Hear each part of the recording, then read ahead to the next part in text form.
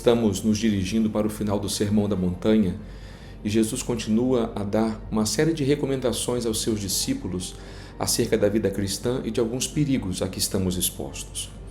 O trecho que ora lemos é de Mateus, no capítulo 7, versículos do 15 ao 20. Comporta, antes de tudo, um aviso a respeito de um perigo. Cuidado, diz Jesus, com os falsos profetas.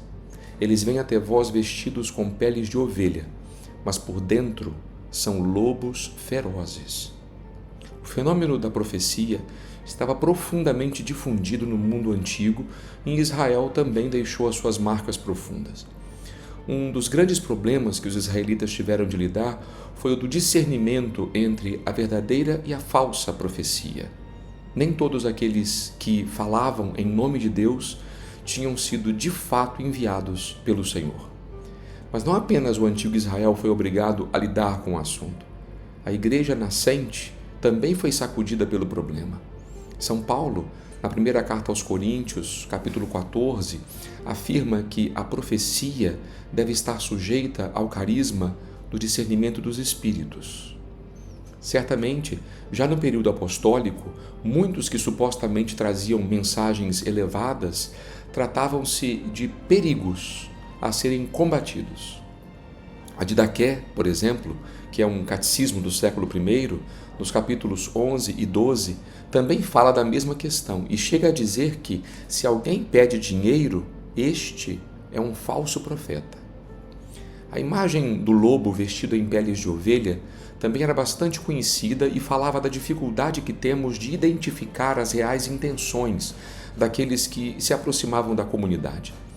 No entanto, aqui no Sermão da Montanha, a metáfora assume um colorido diferente.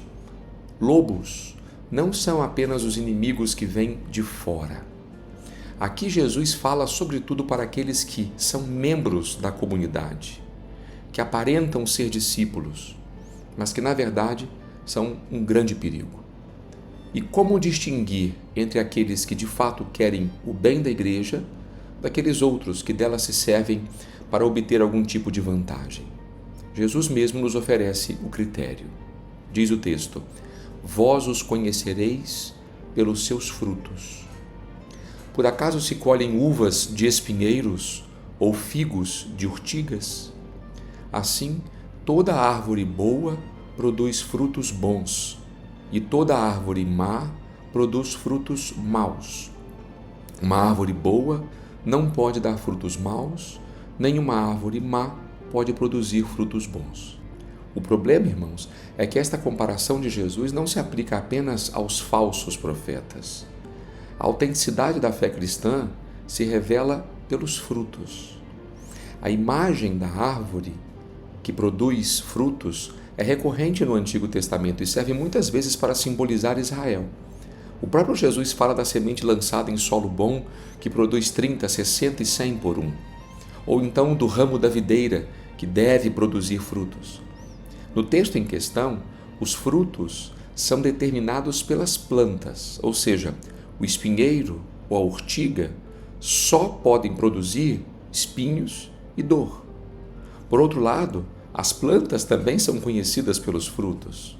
Os frutos doces de uma árvore testemunham que aquela planta é de fato boa. Nesse sentido, a planta não produz fruto para si mesma. Não é a própria planta que se beneficia com a doçura de seus frutos. Esse é o serviço que ela presta e para o qual ela foi criada.